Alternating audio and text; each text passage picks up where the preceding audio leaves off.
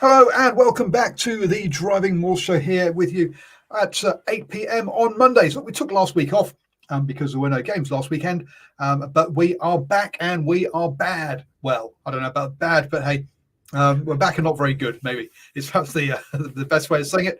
How you doing, Steve? The bad. We're bad. We're doing bad. No, we're good. We're good. We're excellent. Look, rugby, international rugby's back down here finally, right? In a good Southern Hemisphere battling way, right? We disposed of all those Northern Hemisphere cronies, and now we're into beating each other up, which is fun. Domestic rugby's back. It's all well and good. We're in full flow after a little week off. So yeah, it's nice. Yeah, exactly. We'll have a little chat about we'll run through the results from the NPC. Actually, I should have brought the Farah Palmer Cup ones as well, but I'll be honest, this was on here. And look, we don't follow the women's game close enough to properly talk about it, so hence we don't. Right? It's not saying it's not a good product or anything or good thing. It's just that we don't follow it enough to talk about it properly, and therefore we shouldn't talk about it improperly, as it were. So we'll have a quick chat about the NPC, and then we'll get on to the real meat of the weekend, which is clearly the Rugby Championship, where the Wallabies took on the Springboks and the All Blacks took on the Pumas. The reviewer says the All Blacks have had a good year so far. Worst result against Fiji in terms of points scored and most points ever conceded at home, and 2 narrow wins over England. Yes, we will get into that, and we'll see. And maybe we'll have a look at what how Ian Foster started over his first 4 games, and whether Razor's getting a bit of an easy ride for the start that he's had so far this weekend. So let's quickly run through those games on that in the NPC. First up, we had Taranaki taking on Counties Manukau. Counties with a certain Hoskins Statutu running out for them, who is obviously being ignored by Razor. Taranaki finished that one 31-15, a comfortable win. Look, they were champions last year. I think we all kind of expected that kind of performance from them. So yeah, Taranaki continuing from where they did last year. A couple of players like Keenan and Holo also on the score sheet there. So I think that's pretty much expected. Auckland against Wellington at Eden Park. And Wellington, who topped the table last year, Auckland were a 6, beat Auckland in Auckland 21-29. Peter Manga Jensen getting over the try line there. Kiriwani, Anton Segner, Nigel R. Wong, a few Super Rugby players on the Auckland side. But yeah, I think it's a bit of a statement win there by Wellington against Auckland in Auckland. Yeah, massive win for them. It's a great way to start the competition, isn't it? To have a big matchup like that one and to put the W on the board. It's your big unions are always going to be ones to look out for. But hey, it's all about the wee unions for me. So go away, Wellington. Go. I don't care about Wellington, Auckland. This is a competition for the small unions to shine, so they can go fight themselves. I'll just pull out the ones that I thought that could work. Canterbury beat Northland 34-21. I think we kind of expected that one, so not much going on there. However, next up, as the reviewer says, in front of the biggest crowd of the weekend, Southland beat Otago 22-13. Southland, who only got 1 win last year and a draw, along with their 8 losses, finishing bottom of the table, start off with a cracking win over Otago. Admittedly, Otago was struggling last year with 3 wins. They can finish in 10th, but man, that's a cracking start for Southland when you think they only got 1 win last year. I mean, cracking is a bit of an understatement. It's a huge win. It's a gigantic win. It's a monumental win. Look, Southland has struggled for, you'll tell me how many years? 6 years? 4 to 6 years? It really picked up, maybe 4 to 6 wins in those 4 to 6 years. And what's crazy about it, and you bring up the crowd, reviewer, somehow Southland still supports the Stags, which is phenomenal. Somehow something's been captured here that people actually go and support the team. I don't know why, because clearly they've not had great results, but it's great to see. And now if some results do start to flow, i.e. they bring back the Ranfurly Shield this weekend, things will really top off. And I mean, that crowd, I've talked to a number of people who went to that game, and they say the official crowd number, in their opinion, was light. So it was a big crowd. It was a passionate crowd. There was very little blue. It was Southland all the way. It was Stag Day. You know, everything turned up for them. And what a great way to start. You know, rugby in a little small province like this is absolutely buzzing. So it's really, really good to see. And now we're getting, hey, our result. And it's just going to hopefully kick on this season as well. They'll push through. And it seemed to do it against. I mean, if you ask any Southland player who they'd prefer to beat, if you'd have one win all season, who are you going to beat? I'd say every single one of them would say Otago would be the one team that they'd want to beat. And they've got off to a great start. So, yeah, really, really positive feeling about NPC rugby in Southland at the moment by fans and players and everyone involved in the game down here. So it's really good to see.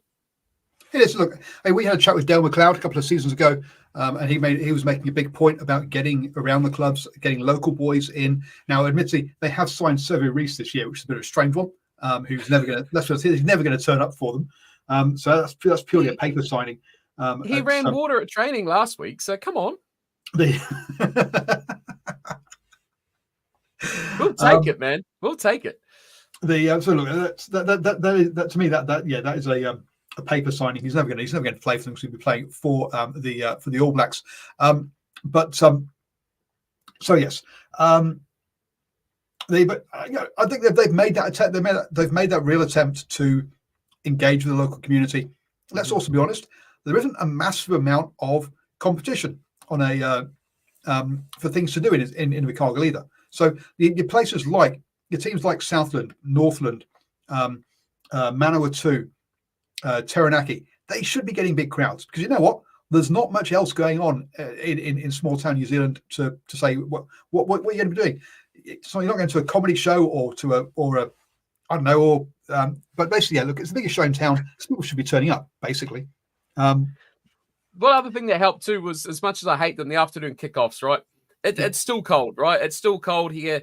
I'd still consider it winter, right? It's still pretty chilly, especially when you get what's this bloody winter? Exactly. So it's a 7 p.m. kickoff here, and a 9 p.m. going home time is really cold, especially for families, right? It's not really a doable thing if you've got young kids going home and it's 1 degree or 0 degrees, which it quite often is at the moment. So having that kickoff early afternoon, it was a decent day here, and going home at 3:30 in the afternoon makes it much more appealing and makes for better rugby as well because you got hopefully better conditions for playing and for watching as well. So everything kind of ticked the boxes on this weekend just gone for the Stags. It was good to see, and it was good to see the support out there as well from for the team. Yeah, I mean, the players can actually feel their fingers. I mean, that's amazing what you can do when you actually feel your fingers. The one after that, we had Waikato against Bay of Plenty. Bay of Plenty 4th last year. Waikato struggled last year down in 8th, and Bay of Plenty backing up again, 21-36. So good win for Bay of Plenty there. I mean, Quintapaya, Lachlan McFonnell, Josh Morby. Just a few names for Waikato there crossing over. So look, they're stacked with Super Rugby talent. So that's a really good win, a good start for Bay of Plenty, who, let's be honest, look, were great under Clayton McMillan. They brought in some coaches from outside, had a crap year, and then went back to local coaches. And hey presto, it's shown up to work really well these last couple of years. So cracking start for a really good start for Bay of Plenty with that one. North Harbour against Hawke's Bay. Now you're talking about having a Ranfurly Shield challenge coming up. Well, look, Hawke's Bay, runners up last year, unsurprisingly, saw off North Harbour 32-41 though. So perhaps some defensive issues, or maybe wanted to tighten up the defence a bit there for Hawke's Bay. But yeah, the expected start for them. And then finally, the big win for Tasman, 21-54, their win over Manawatu. Look, Manawatu last year, they got 2 wins, but their points difference last year was minus 224. Okay, so they lost on average every game by over 22 points. That's 4 scores. That's bad. The next worst, or the next most worst points difference was Southland with 96, which is so. Look, Manawatu are going to take some big losses this year, especially against a team like Tasman. Sure, they didn't perhaps crack on as well as they expect to last year, finishing in 7th. But yeah, I think that's a good start by Tasman. A few people in the live chat saying, "Hey, get on with the international stuff." No, look, we've got to cover off on this quickly. So good starts, as I say, for a couple of teams there. But the real kind of the only real upset or shock really is that Southland one over Otago. I think really. No, look, it's a good upset, but it's an upset. Yeah, well, you think a week ago, week and a half ago, midweek game, they played Otago, and that kind of, everyone under the sun, they pick 600 players per team. They all get to run out and have 5 minutes to play each. That kind of gave a bit of a prelude to how this game is kind of going to go. I thought Southland showed quite a bit with especially their top players, what they could do, but Otago does have a lot of that Super Rugby experience. So, yeah, a bit of a surprise, but I feel like Southland's been building to that, and they do build very well to Otago games. It's the rivalry. So, yeah, it's really what they push towards. So, the question is, good start. And that would have been a focus for, pre-season and build-up and everything like that. And I guess they had a lot to prepare for in that game. They've played Otago. They know a lot of Otago players. They've got former Otago players. They've got a lot of experience themselves. Guys like Mitch Dunshea coming into the Stags team as well, has made experience and short up at Type 5, which typically is very inexperienced at a better level. So they've had a lot of things improve throughout this offseason. But yeah, surprise, you'd still say, hey, Otago should have enough to get over and pull that one on their side. But underestimate the old Stags at your peril, eh? Underestimate the Stags and we'll take your shield away, Hawke's Bay. It's good to see the little brother give the big brother bloody nose. Definitely. Look, so midweek game, we've got Bay of Plenty versus Counties on Wednesday evening in Rotorua International Stadium. That will be cold. Okay. Rotorua Stadium is the coldest stadium that I ever used to go to the stage where I even thought about taking an electric blanket with me to warm myself up. So that is, that'll be a cold game. I expect to see Bay of Plenty get a comfortable win over Counties in that one. Simon will be looking forward to that one as a local there. He'll be going along. So yeah, lots of layers, Simon. Lots of layers and gloves, definitely. For next weekend though, games that kind of we've got Otago Auckland, Northland Manawatu, Tasman Canterbury. So Tasman Canterbury, that's your two Crusaders provinces going head to head. So that should be a cracker. The game of the round though, Hawke's Bay versus Southland, the Ranfurly Shield challenge. Bay of Plenty take on North Harbour. Wellington Taranaki, that should also be a cracker, first and second in the table from last season. And then Counties Manukau against Waikato. So a couple of good games in there for next weekend.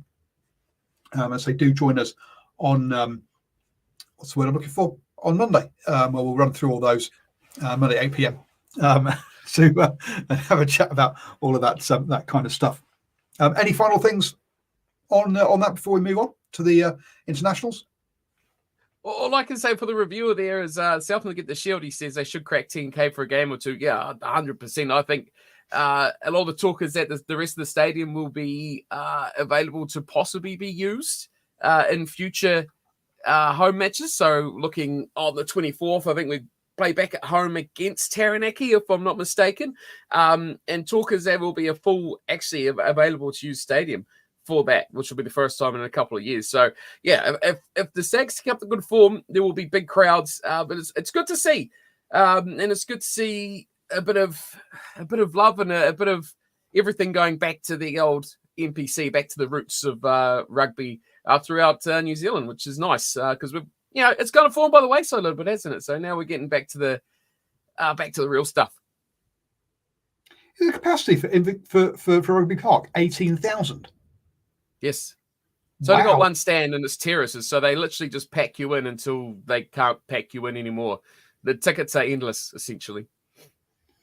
The ground is regular season capacity of 18,000. It has safe temporary seating maximum capacity of 20, although it can accommodate up to 30,000 with pitch seating and large grass banks and concrete stand terraces. Oh my God, that'd be scary.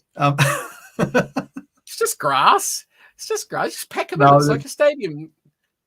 having things like Hillsborough and stuff where people all got crushed.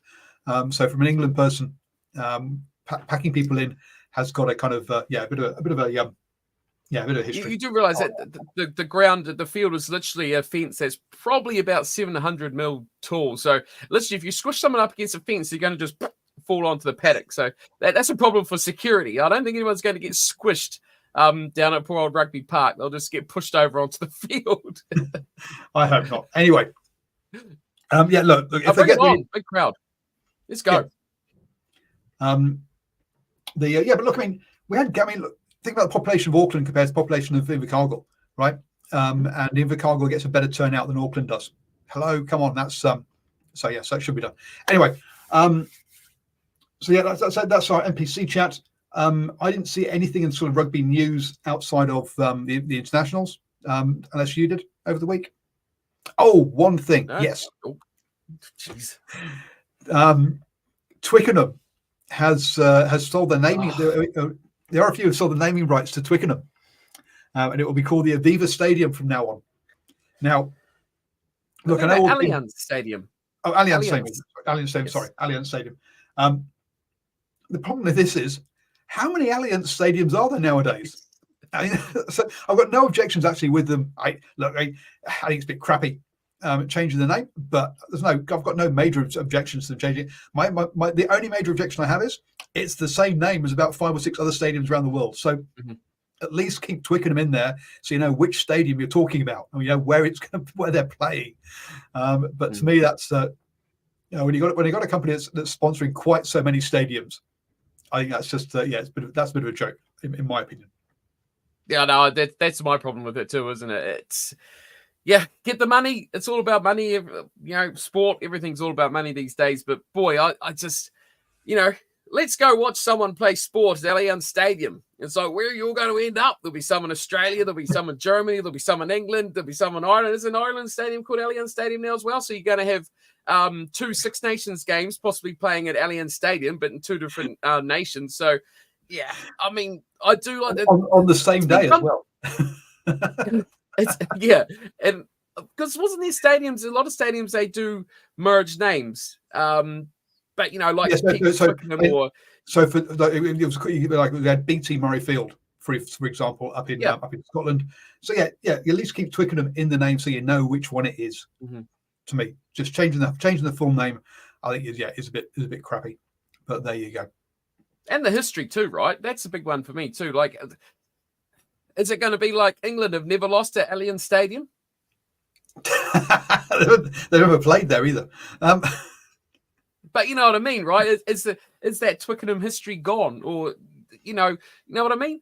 Like, because technically they're not playing at Twickenham Stadium anymore. Yeah, I mean, Time to Fly 74 says, although it's not as silly as Marvel Stadium, Melbourne. Look, I say I don't really mind too much to change the name. Just at least make it unique, right? It's like rugby jerseys. I hate rugby jerseys that all look the same. Is my other one. So yes, and there are some dumb names. So many stupid names. Carb-free Steinlager series. Especially when you've got, what we're going to talk about soon, but international games when your media and everything call the stadium the Cake Tin. I mean, it's a good nickname, but if we're going to be like officially talking about the place, shouldn't we call it by the proper name? It's sad that everyone knows it more of the Cake Tin than they do of Westpac Stadium, like it's properly named. I mean, I have a feeling for Westpac here. No. It's not Westpac anymore. Is it not Westpac Stadium anymore? Sky Stadium. I mean, it's Sky Stadium now. Feel sorry for Westpac who did have it, and now Sky who do have it. All this money they're pouring in to have this logo on the side, everyone goes, we're off for the Cake Tin. I forgot about it being renamed to Sky Stadium. Yeah. Completely pointless. And Westpac, all that money for what? I would have gone for a different stadium. I would have gone for Allianz Stadium.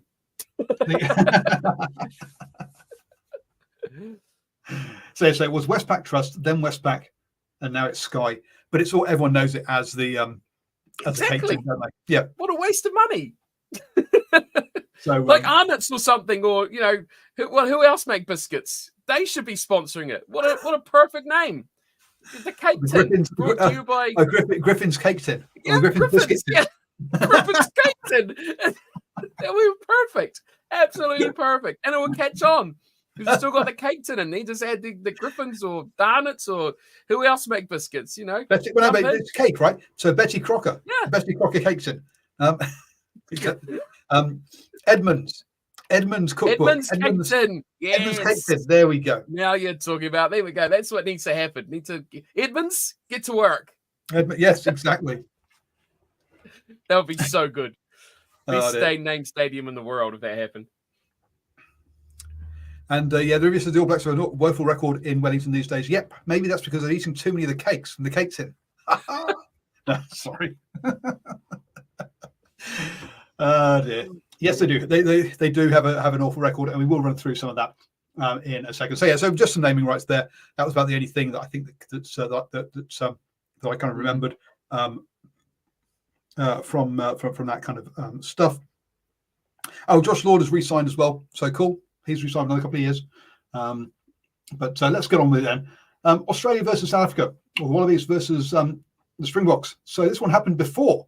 Even though we live in the future, ahead of Australia in time, they actually played their game early with an afternoon one, which totally threw everybody, I think, having a 4 o'clock in the afternoon New Zealand time kickoff.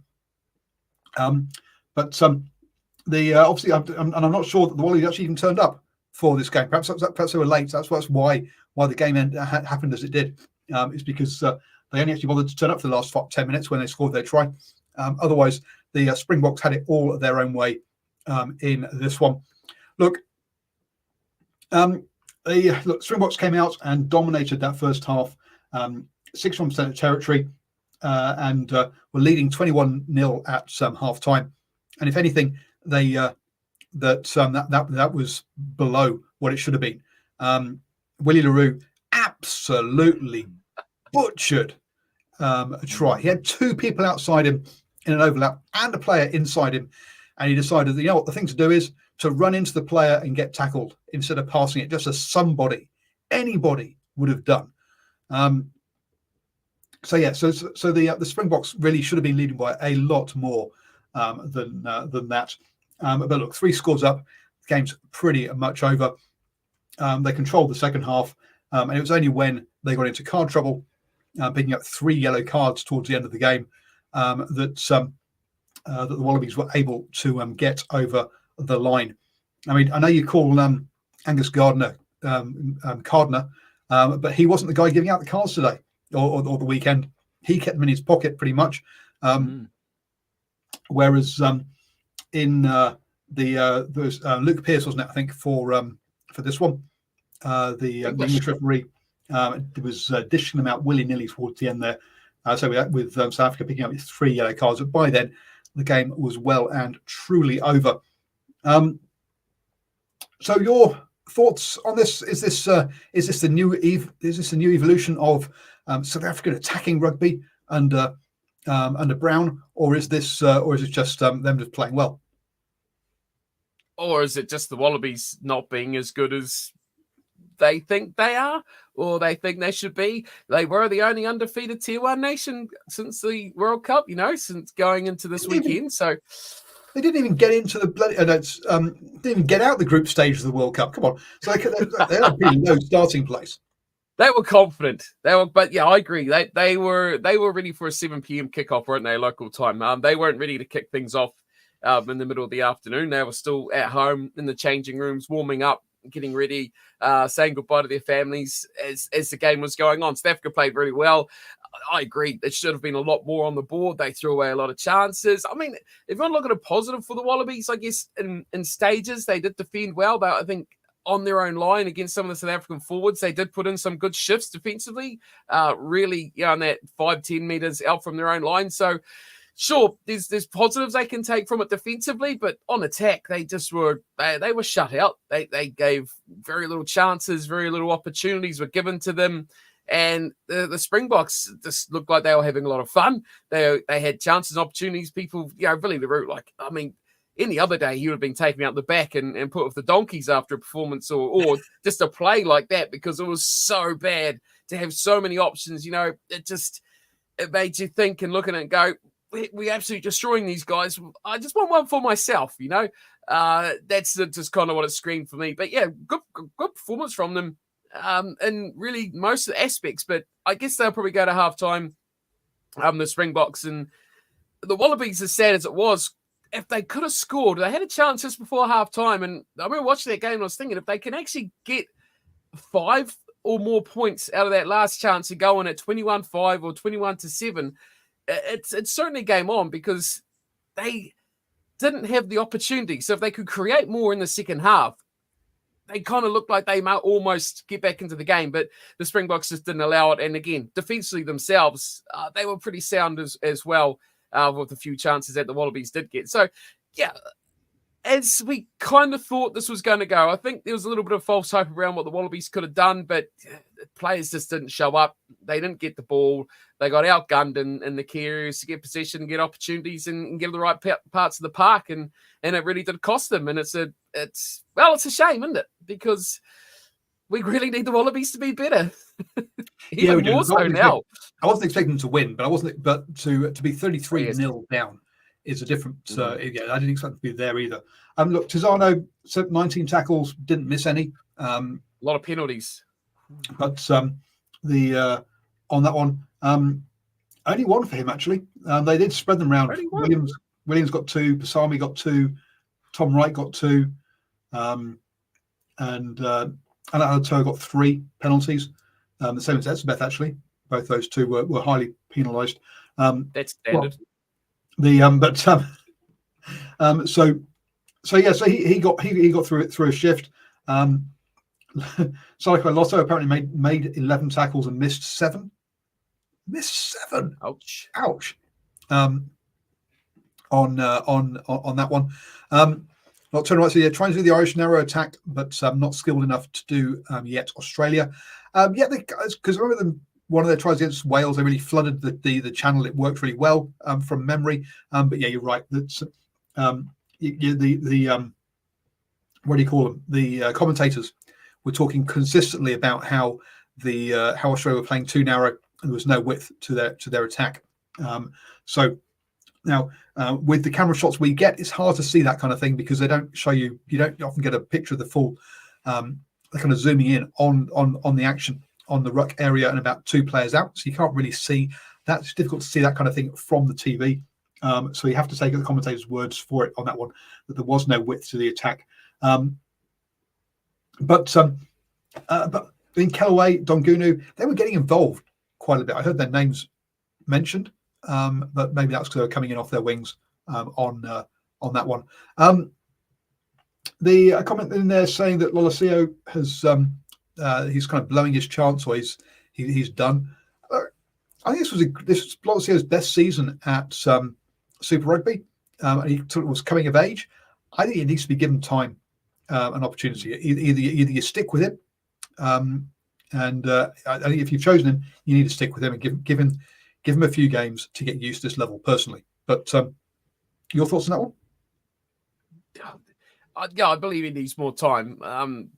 I think he's one of your best options, if not by far the best option. But I don't think he needs time to get used to the level. I think the squad needs just time to get used to playing with each other. I think that's the biggest thing. They need more game time. There's been so much in and out with the last couple of years of the Wallabies of just the uncertainty. Even players that you'd think are first choice names being dumped, or guys that you think they shouldn't be anywhere near the squad being brought in over the last couple of years. I think it's just a bit of certainty and a bit of consistency and familiarity with not only the players, but also in their roles and also with their tactics and the way that they play as well, which is something they just haven't had consistently over, games, let alone seasons. And so, yeah, you can put it a lot on the players, but they need the same guys out there doing the same jobs to just have confidence and comfort to know what they're doing is the right sort of thing. So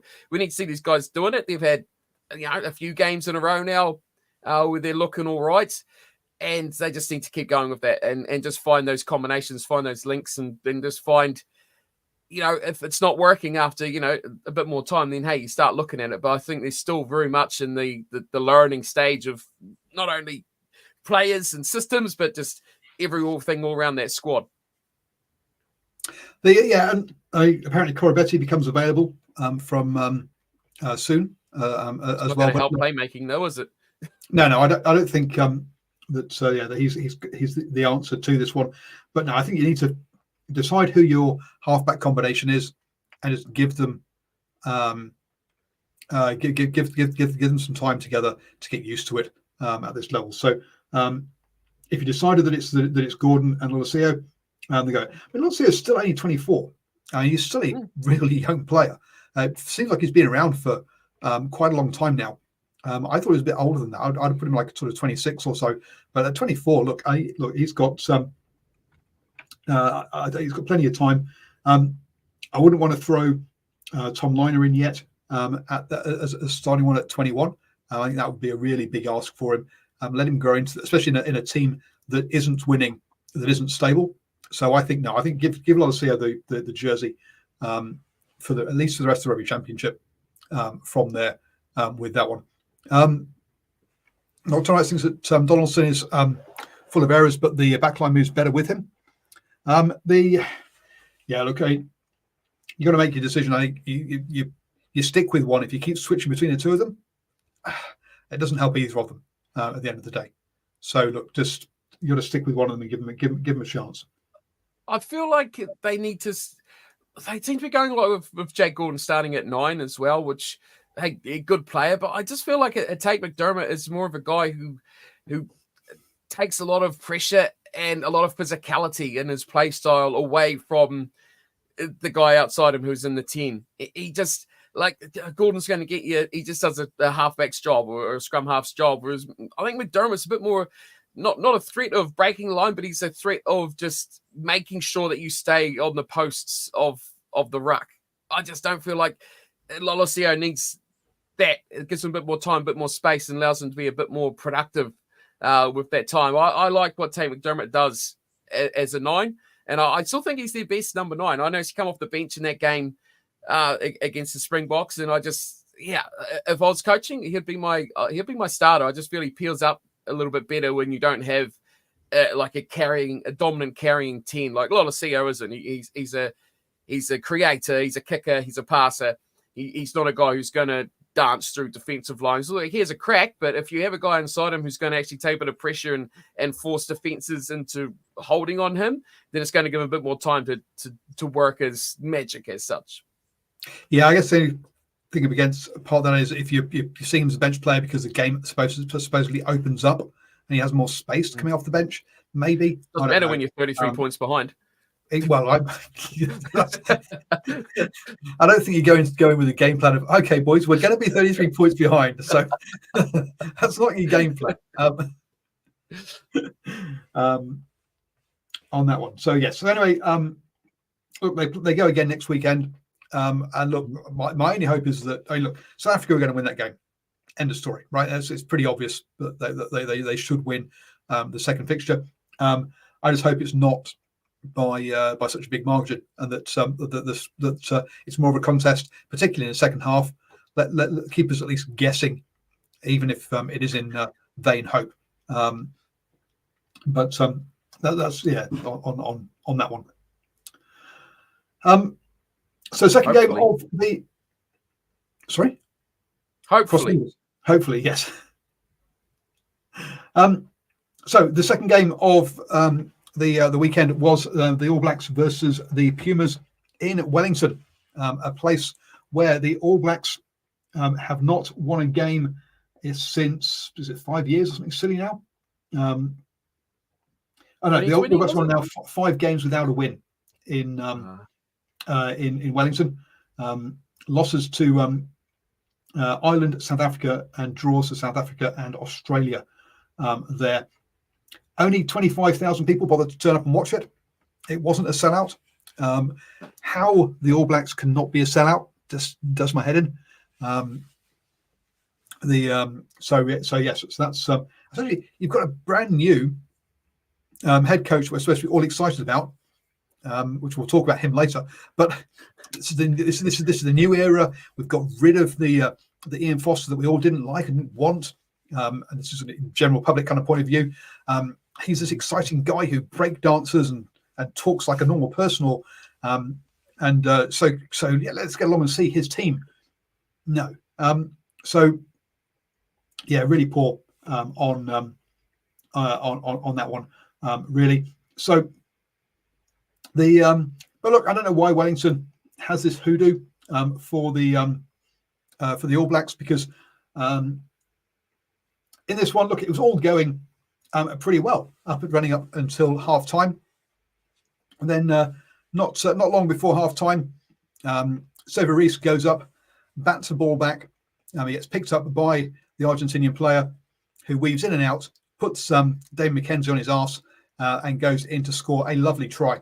But it was from a turnover. The next try, also from memory, was from a turnover as well, and that suddenly meant that they were close at half time, where the All Blacks had looked like they were in control for a bit. Come out to the second half, turnover, a line out. Artie Surveyor throws a wild pass that goes nowhere near Dave McKenzie. Dave McKenzie goes, you know what, anything my captain can do, clearly, captain, my captain, I'll follow you. So he picks up the ball and does the exact same thing, throwing it straight past Bowden Barrett, with Rico Iwani thinking, oh my God, what the hell am I doing on this pitch? I've been on the bench and suddenly this I'm supposed to run it from inside my own goal, and he gets tackled in his own goal, and he gets put down. And from that, the Argentina come off back of that scrum and score a try, and basically don't look back from that. So it really did come from turnovers and from All Blacks errors that really put the Pumas into this, and the All Blacks just couldn't do enough to get themselves back in front. So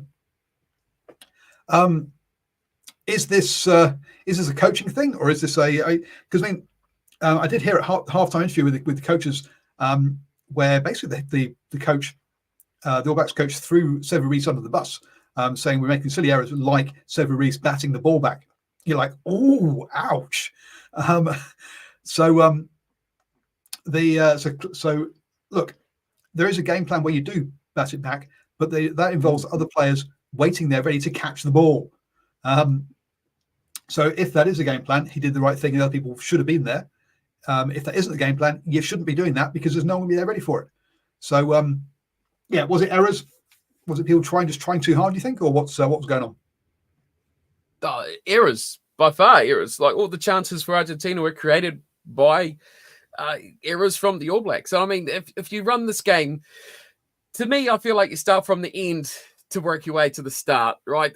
Argentina played incredibly well in that last 10, maybe 15 minutes, where once they had that lead, which that last try from the mighty man Augustine Creevy on the 69th minute. What a man. Let's go full back even. Augustine Creevy is he should have a statue created somewhere in Argentina, in the rugby capital of Argentina, because that man at 39 years old, to be doing those things that man is doing. I mean, LeBron, I don't care who LeBron is. Augustine Creevy is the GOAT of any sport. That man is incredible. His passion and love is just insane. But how he changed that game in the last 10 minutes, but how Argentina just dominated that game. You can bring on Will Jordan, you can bring on Ratama, you can bring on all these sparks and these energy conduits that are going to be bolts of lightning to your attack. But if all you're doing is kicking the ball from your own goal and going up to the 10-meter line, setting a line out, defending for 5 minutes, and then kicking the ball away again, they don't matter. And that's what Argentina, I feel, did incredibly well, was just lock the All Blacks down inside their 22. When they had any ball, they flirted with a couple of looks at attacking and then thought this isn't a good idea. I think a little bit hurt from the silly errors they made and those stupid passes like that. Yeah. To go from there on halfway in 2 passes, you're on your own and goal and conceding a 5-meter scrub is just incredible. Possibly one of the worst passage of plays of All Black rugby I've seen in years and years. But look, to me, that ability for Argentina just to lock down in that last 10 minutes is, I think, what we've been critical of them. Sure, they've got the ability, they've got the plan to get far in the game, but they've often lack the discipline or the closeout of a match to keep it in control for themselves. And I think that's what the All Blacks looked at and go, we're 5 points behind. We've got 10 minutes to play. No worries. We're the All Blacks. We can score 4 tries in that time. No worry. No problem. Will Jordan's coming back. They've got good ball. We've got all these X-Factor players.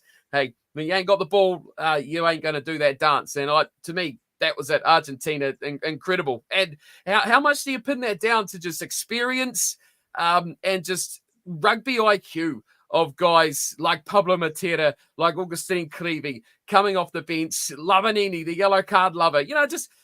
I looked at that squad before the game and I just thought they have a lot of guys that I thought would start, especially in that pack coming off their bench, like a Lavanini. They had 2 pretty inexperienced second rowers in there. And I thought, are they going for specialists, just locks to try and get something over instead of going for the big bullies, in that second row, back row that they, Lavaninis and the Alemanos that they normally have and the Materas and go with someone who's just going to dominate the set piece. And then bring those bully guys later on. I thought it really did work well for them and just that experience and to close out a game so well. I mean, credit to Argentina. Argentina is a fantastic rugby nation and I honestly couldn't be happy for them.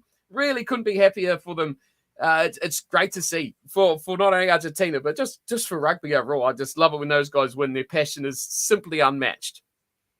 Yeah, they had 39% possession in that first half. So they were living off scraps. And counter-punching, counter-attacks. What they did really well was they didn't panic, right? They stayed calm. Sure, had to do a lot of defending in that first half. The All Blacks probably should have come away with more points with that much possession. You should be getting yourself some more points on the board. But when they saw space, they played heads up rugby. See space, go for it, right? And that's what that's just kept themselves in the game. And then, as you say, got the necks in front and then shut it out. They didn't dominate this game by any stretch. And I say in that first half, they really were just keeping themselves in it. But that's what you have to do at times. Sometimes you just have to keep yourself in the game.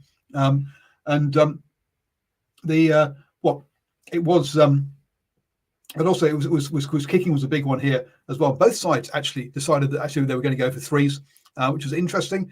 We expect that kind of stuff from Argentina, but from the All Blacks historically, they don't do that. They don't take the threes. They back themselves going for the corner. Now, I don't think that's the right thing to do. Quite often, I think I actually prefer you taking threes. But it was definitely it seemed to be a change of mindset from them. I don't know if that's an Ardy Surveyor thing. Or if that's because he's obviously was standing captain today, or whether that's whether that's a direction from the head coach from the coaching staff about doing that, about taking threes and not always trying to go for the corner. Where we're outside of the camp, we're never going to know on this one. The Rio says Argentina have 2 home games against Australia, so more wins are possible. Absolutely. Look, there's a win possible this weekend at Eden Park. Is it likely? No, it's not. Right? We don't see the All Blacks losing back-to-back very often. So it's unlikely. So yeah, we're expecting a bounce back from the All Blacks. And look, this game was not an annihilation by Argentina over the All Blacks in the same way that South Africa was against Wallaby. Since we can say, look, South Africa will win next weekend, whereas this game, as I say, was in a balance and was closed out well. So we could very easily go the other way this coming weekend.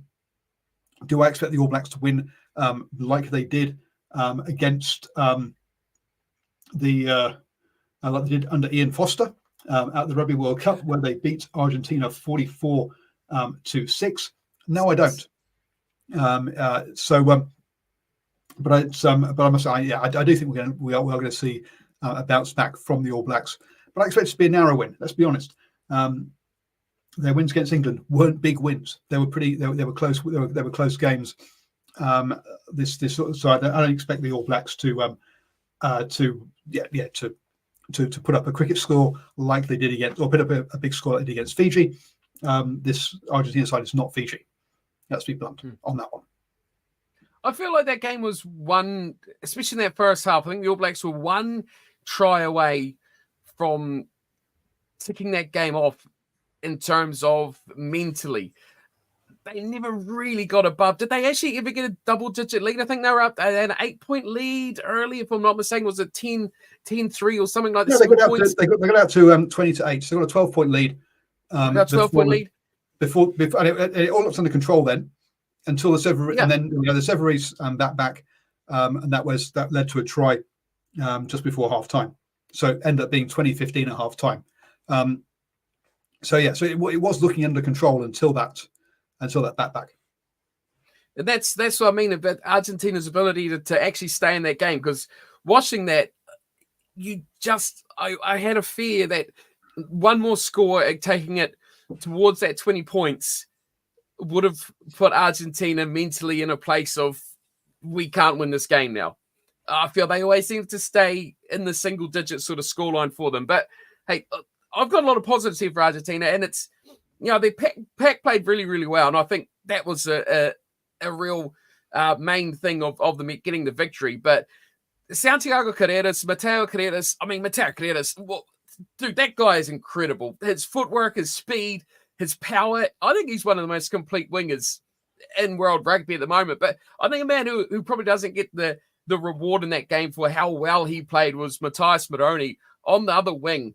Not really a winger. Probably he's a midfielder / fullback / winger / he's one of those sort of versatile guys. But the amount of breaks he made, the amount of pressure defensive plays he made, and he was just all around the field. I think in the backs he was really, really underrated in his performance. I think he was one of the best out there for the Argentinians. Who, incredible game for a lot of those guys. But before you rave on about the coach, I do want to have a 2 cents about the coach. I think Robertson absolutely butchered the reserves. Now, I did see a comment in there, I think from Nocturnal here, saying Almur and the bench flopped. I think he made a huge error in the backs. We know what Almur was going to do, right? We know Almur does not like throwing to lineouts. Terrible, thing for a hooker to be crap at. But looking forward, to me, like, he's the sort of guy I would start a test match, right? Does he deserve to start the test match? No. But if Almur butchers up 3 line-out throws in the first 15 minutes, you're going to go, what? He's garbage. He butchers up 3 line-out throws in the last 10 minutes. Results are what happen that go against you, especially in pressurized games like that. I want him playing without pressure, right? Start of the game, there's still 60 minutes to go. You got no pressure. I would change my starting lineup for Almur in that position and have Cody Taylor come on 40, 45 minutes, change at halftime, change 5 minutes in the second half, anything like that.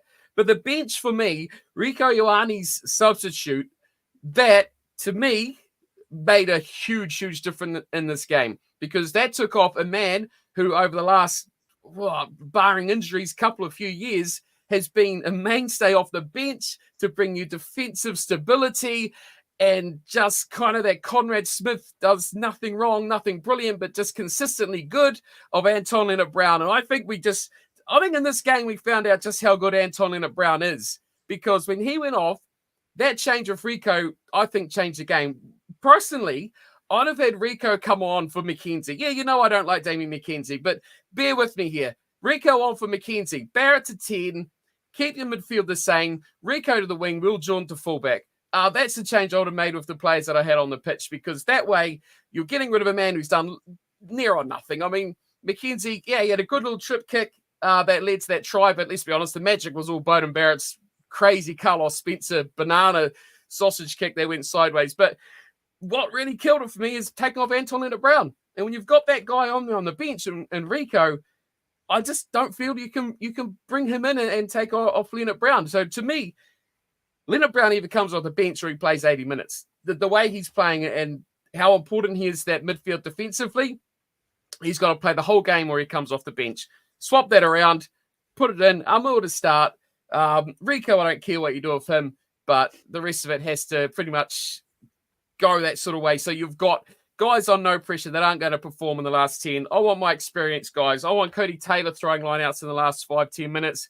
I want Leonard-Brown rocking that midfield defense. Yeah, Jordy Barrett's under pressure, but who else are you going to have to fill that? I think like Anton Leonard-Brown's doing a job, and he's doing a pretty key job in that midfield at the moment. And last 10 minutes defensively, we needed someone to stand up for that. And I think, Lucio Cinti had a fantastic game for the Pumas. I think the Argentinian backline outperformed the All Black backline man to man. There's not many that Talia, I think, didn't do himself badly. I think he's probably the best because he just works so hard and he's so hard to defend and tackle. But when you look through the Carreras boys, Cinti again was amazing as well. Chocowadas had some hard hits through the midfield as well. Rancruz Malia come up in the line quite a lot. Probably not a real standout here, but Moroni, Cinti, and the Carreras boys really were, I think, streaks ahead of what the All Blacks offered. But yeah, I think substitutes, shocker. Absolute shocker. Yeah, no, I think Angela Brown showed why. Yeah, sure, he should be having that 13 jersey, and as you say, try and keep him on for the whole game. But he did miss a bunch of tackles actually.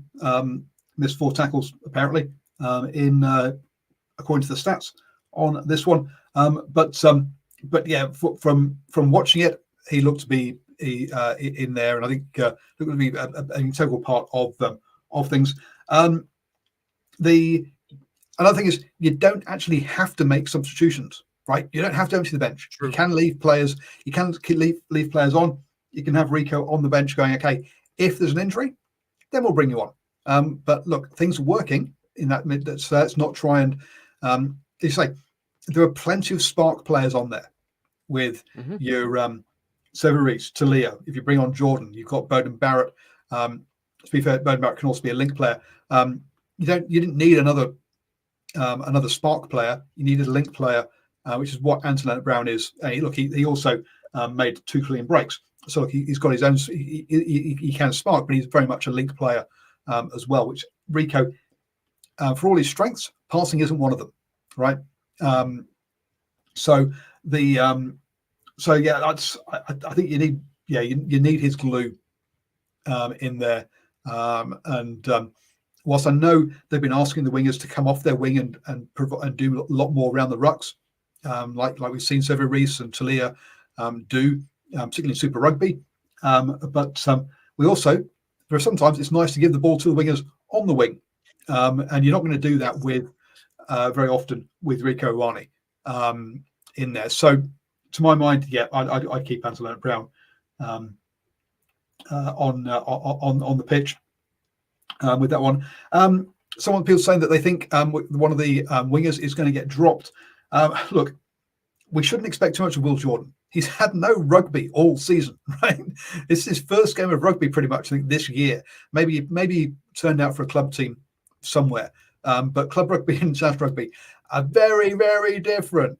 So expecting Will Jordan to be fully up to speed straight away, I'm sorry, that's unrealistic. But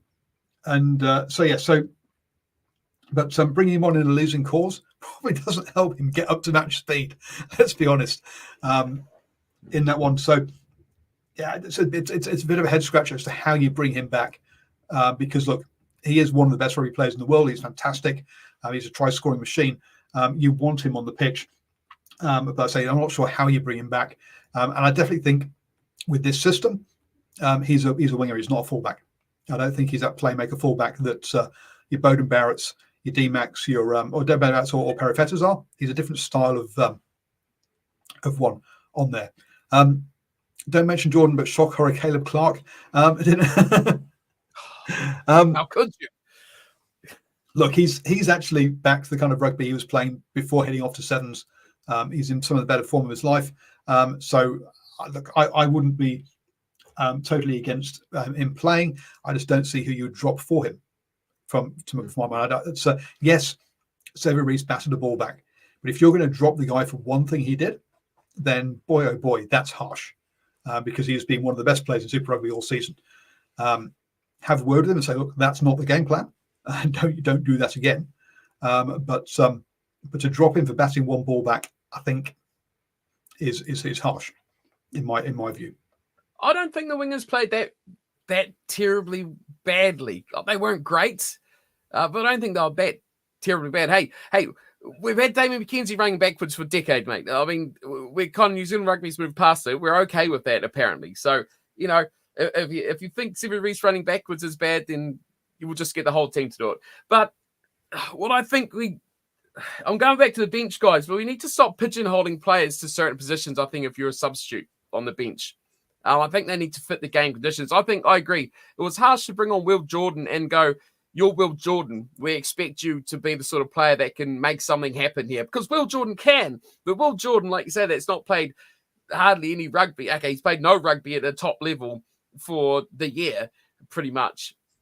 And to throw him on and go, Will, go do Will Jordan stuff. Very harsh to expect him to prop out. Sure, he's got the abilities, but man, to get up to speed in a sort of atmosphere like that. And I think maybe there's a little bit of the All Blacks underestimating the Pumas in this game as well by, thinking, hey, we can bring Will Jordan on at the hour mark and he can have a wee run around and maybe just do fun sort of stuff like that.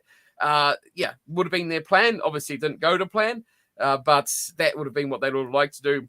I find it interesting, Hologram saying there that Talia could have done better with the kick receipts. I find it very weird how Mark Talia took all but one, I could be wrong, correct me, of the kickoffs in that game from Argentina, going over the forwards and being taken from Talia at the back.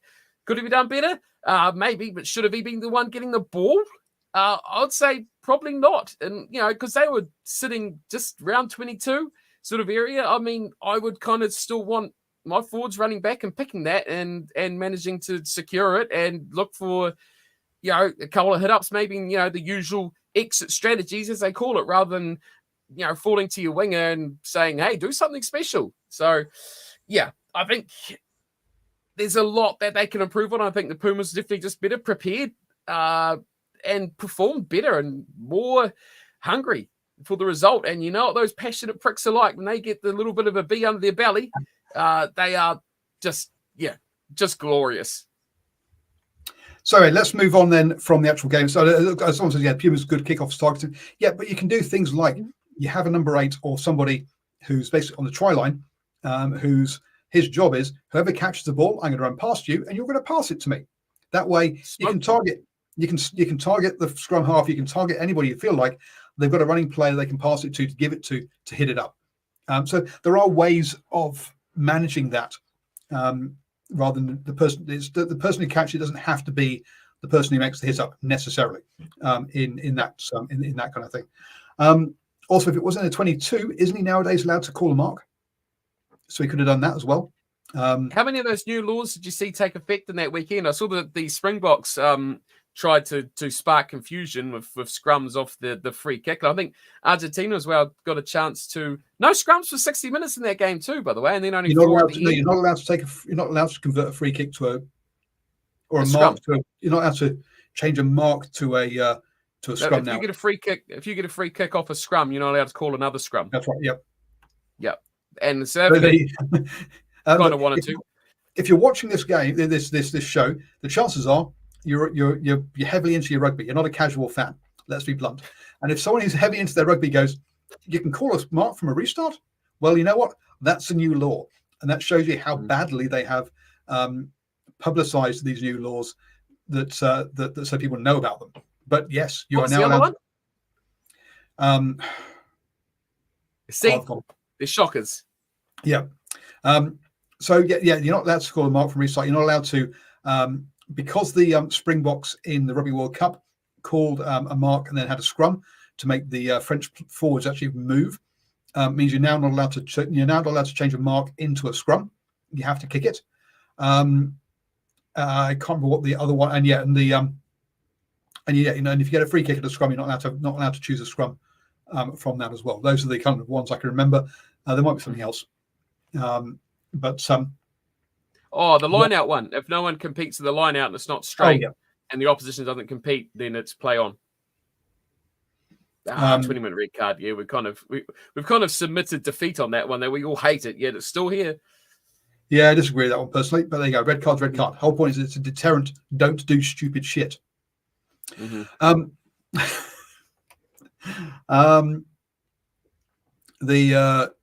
So also, it's the 20-minute red card is now for all international rugby. It's not just for Sanzar, but it's only a trial currently. But the chances are that'll turn into a full-time thing at some point. So yes, anyway, so that's the game. So the title of the show was Fossie so bad? Because after that, on on this one, and I thought I'd just show you the Ian Foster versus Scott Robinson, their records so far. Ian Foster, there you go, had 32 wins, so 70% win record, 4% of draws, and 26% losses. So even with that loss, Scott Robinson isn't quite as bad as Ian Foster yet on 25% loss rate. But lose at Eden Park this weekend, and we'll see. Ooh. Simon Hughes goes, Razor's honeymoon with the media must be over. Nah, look, no, it's not. Because let's be blunt, I'm not hearing people talking about him being sacked yet. Whereas Ian Foster, after 4 games, I think they probably were. Now, to be fair with Ian Foster, to the people calling it, let's just run through Ian Foster's first 4 games. Now, he took over in 2020, which was a bit of a strange year, you might remember, because of COVID. And so hologram, how did Foster go in his first World Championship? Well, do you call the one that South Africa didn't turn up for that was held all in Australia or not? I don't know. So that one, his first 4 games, he had a draw in Wellington. He then beat against Australia. He then beat Australia in Auckland and in Sydney. Then he lost to Australia in Brisbane, and he lost to Argentina in Sydney. So that was his opening 5 games there. They did bounce back to beat Argentina 38-0. So Scott Robinson, that's the benchmark has been set by Ian Foster. So that's the benchmark bounce back. So in his first 4 games, he won 2, drew 1, lost 1. So not as good as Scott Robinson, who's won 3 and lost 1, because there was a draw in there as well. So you can see, look, Fossie didn't start well at the end of the day, but COVID probably meant there was some mitigation or some reasons why you might think why that might happen. Razor doesn't have the same thing, because look, in 2020 the All Blacks only played 6 games. To put that into context, they're playing 15 this year. I think it is. So it was probably the fewest games that the All Blacks have played since 1965 or something stupid.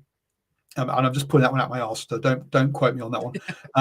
But 6 games when the All Blacks normally play 14 on that one. How many Rugby Championship losses is COVID good for? 2, apparently.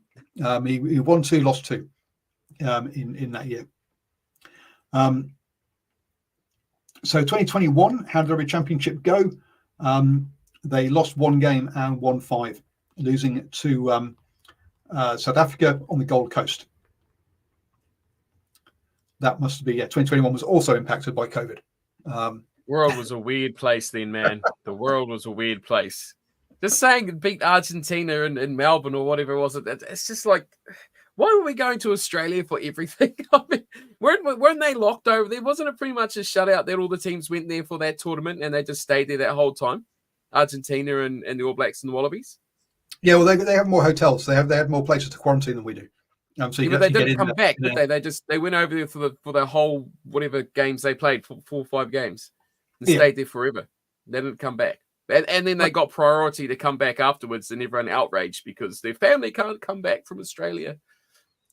No, look, and I know Israel Adesanya was like, hey, look, there are special sporting people who do get priority. Why don't I? Well, you don't, because you're not a team of 30 people who are all trying to travel at the same time. Trying to find 30 people spaces in quarantine is much harder than 2 or 3 or whatever, or however big your team it is. So, look, there was a logical reason as to why sports teams, not all sports people, did have some way of traveling. Otherwise, they just couldn't represent the country at the end of the day. So, sport must prevail. 2020 was also the year that Scotland were eventually supposed to play in New Zealand. So quiz test. I had tickets to those games. They were playing in Dunedin too. I was really looking forward to seeing Scotland. When is the last time that Scotland have played played against New Zealand in New Zealand? 2006. 2006. No, I think it is something crazy like that. I think it might even be even older than that one, actually. But it is around about the turn of the century. So it's like over 20 years ago that Scotland have played. 2000, no, that's in Murrayfield. 2000, the reviewer says, not in his lifetime. So, I don't think I recall Scotland being here for. I can't recall it. Geez, World Cup. They played in the 2011 World Cup in New Zealand. Haha. They did, but the last time Scotland played in New Zealand was 2000. There you go. One game at Caresbrook in Dunedin, and the other one at Eden Park. Oh, Caresbrook. That just shows how old it was then by saying they played at Caresbrook. Been Forsyth Bart's been around for a long time. Good old Caresbrook, man. But yeah, look, Scotland just doesn't get. At the end of the day, England, France, Ireland, Wales are the four, basically in rotation, are the four teams that and the Lions are the four teams that get to. They're the only teams that get to tour New Zealand. Italy, Scotland may get one game if they're lucky. But strange one.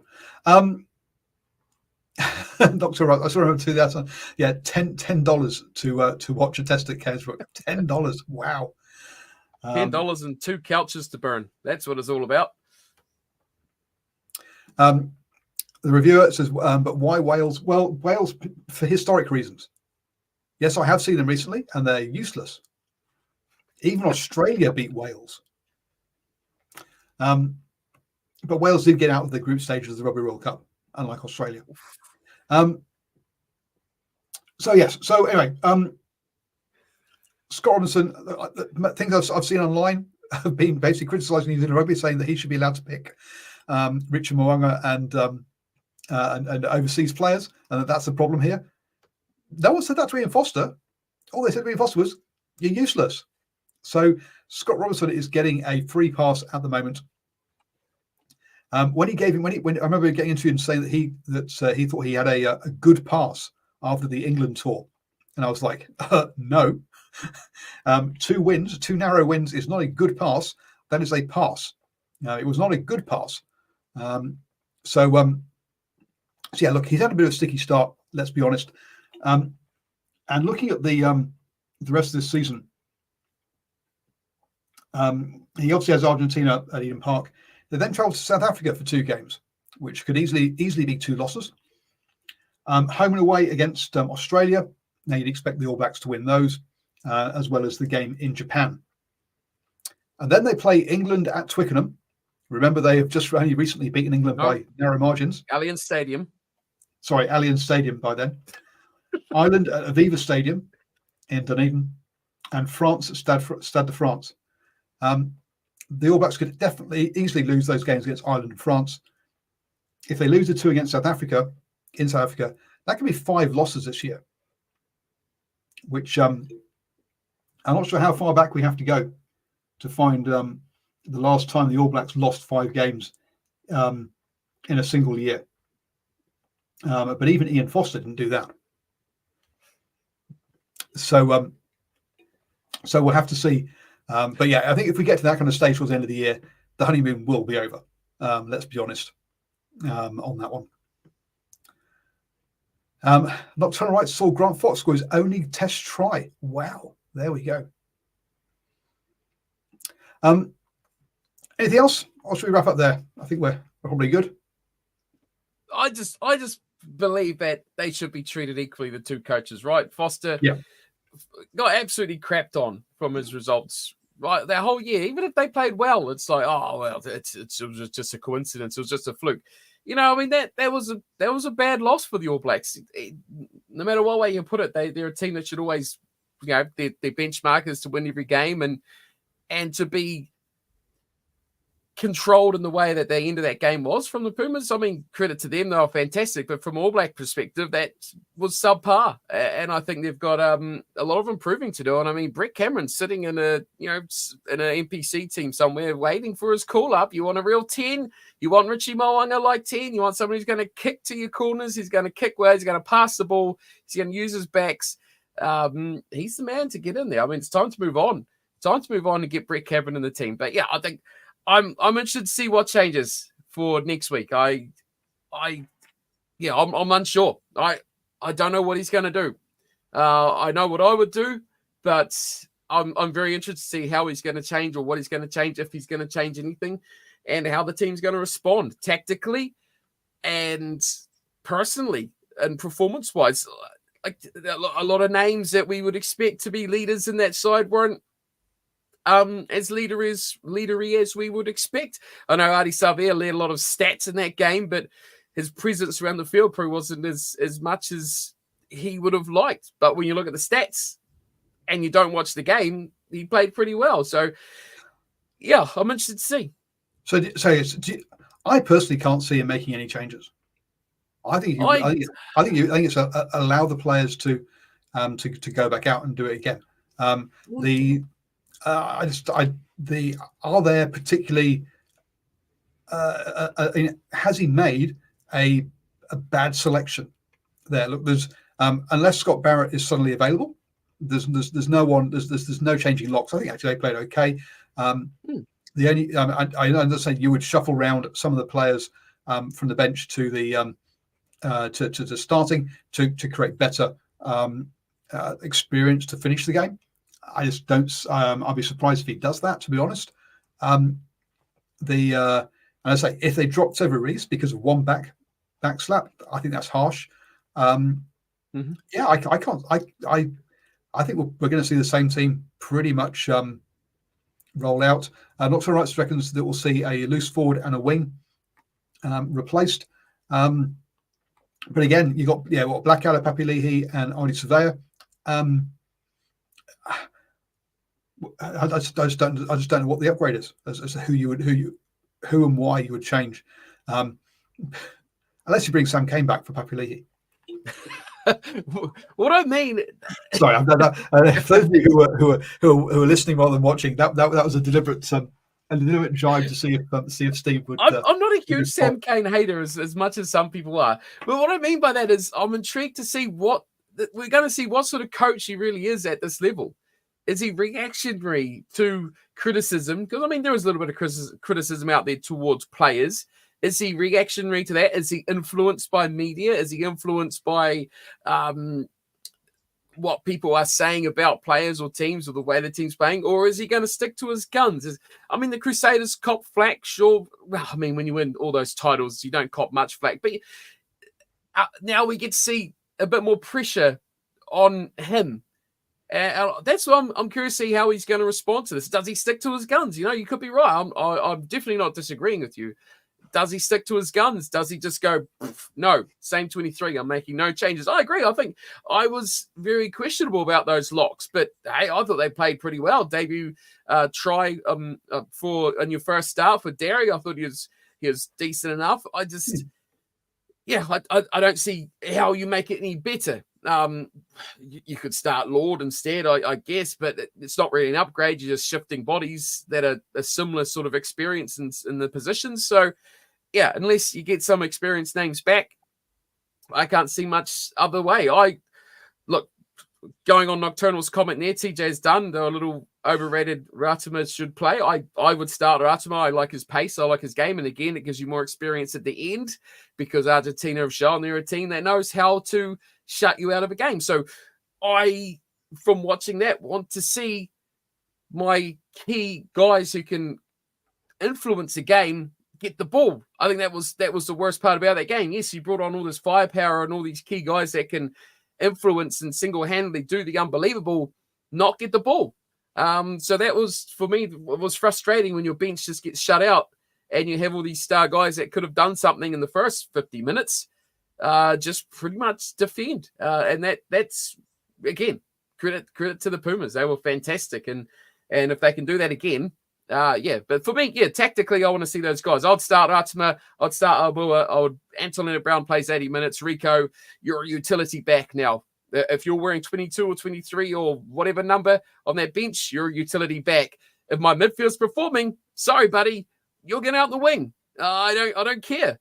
Because, hey, if they think Severis is having a great game, you go out the wing. I just need players in positions rather than just making a change going, hey, I've got a midfielder on the bench. I'm going to put a midfielder on for the sake of it. Like you said earlier, hey, sorry, Rico, you sit on the bench 80 minutes, buddy. Try harder at training. I'm curious to see how this weekend goes. Not only results, performance, tactically, and selections. I think there's a lot to read into this weekend. Agreed. And actually also the same with Joe Smith. Will he stick or will he twist with the Wallabies? Personally, I think he needs to stick with these guys and try and get them confidence. It would be my point on there. So 1998. 1998 is the last time the All Blacks lost 5 games in a year. In that year, they played 2 games against England, one in Dunedin, one in Auckland. Oh, a bit like this year, which they won. They then went on to lose to Australia in Melbourne, to South Africa in Wellington, to Australia in Christchurch, to South Africa in Durban, and again to Australia in Sydney. So 3 losses. A lot of home games. Sorry? A lot of home games. A lot of home game losses in that. Well, 2. Well, you had Melbourne, Wellington, Christchurch, Durban, Sydney. What about England? Wasn't England Dunedin and Auckland? The 2 England games that they won were in Dunedin. They won them. They won those 2 games, and then they lost 5 games on the bounce. Australia, South Africa, Australia, South Africa, Australia. That was the last time that the All Blacks lost 5 games in a year. That one. So Andrew Mertens, Justin Marshall, Mark Mayer-Hoffler, Caleb Ralph. No, I think I'm going a bit too recent with Caleb Ralph there. 95. Anyway, Zinzan Brooks still around?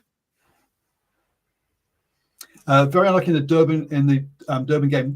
Defeat right at the end. Yeah, you're right. It was a 23-24 result. So a 1-point win for the Springboks in that game. Nocturnal rights back in 1998. Wow. I think we need to get no nocturnal rights on the show. What about the Boks, though? What are the Boks going to do this weekend?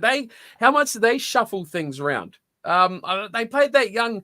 Do you want to have a go at his name? Fireberg and Ngonzulu at 10. I mean, he's a special little talent, right? I mean, they have more stacks of players.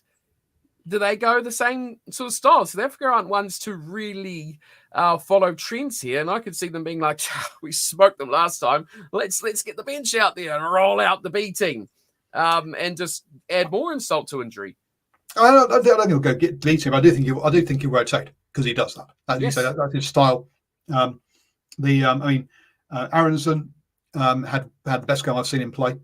Someone that I haven't rated particularly personally, but he had a cracking game there.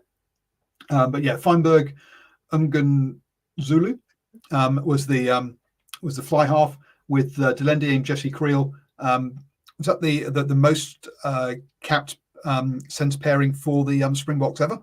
I think those 2 together. So look, what did they do? They gave him experienced players outside to play with, which is the right thing to do. And Reinach inside him, who was a very, very dangerous runner of the ball. Yeah.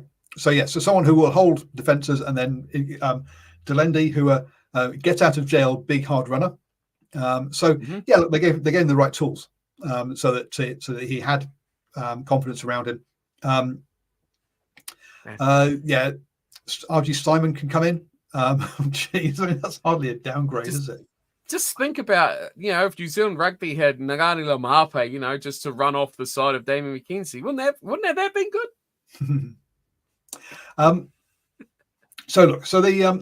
To be fair, Geordie Barrett is a big boy. He can play that kind of role. It's not necessarily what I don't hate on him at 12. On that one. Jesse Grill's got the good try as well. What's happened to Am? Is he injured? broken a lot, but I think he's in the squad. On that one. Did Lamapi actually go on to do great things up north? He's actually talking about coming back and playing for the Warriors, which will be interesting. So that's the rumor, because he came out of high school and played rugby league initially, even though he played union in high school. On that one. Anyway, let's wrap things up. Steve, been a pleasure as always. Thank you very much, folks. Do join us next week at 8 p.m. on Monday, where win, lose or draw, we will be here to take you through the action from the Rugby Championship. We'll also wrap up what's happened in the NPC as well, and touch on any other news. Daniel really wants a shout out from you, Steve. Hello, Daniel. How are you going? So catch you all in a week, 8 p.m. on Monday.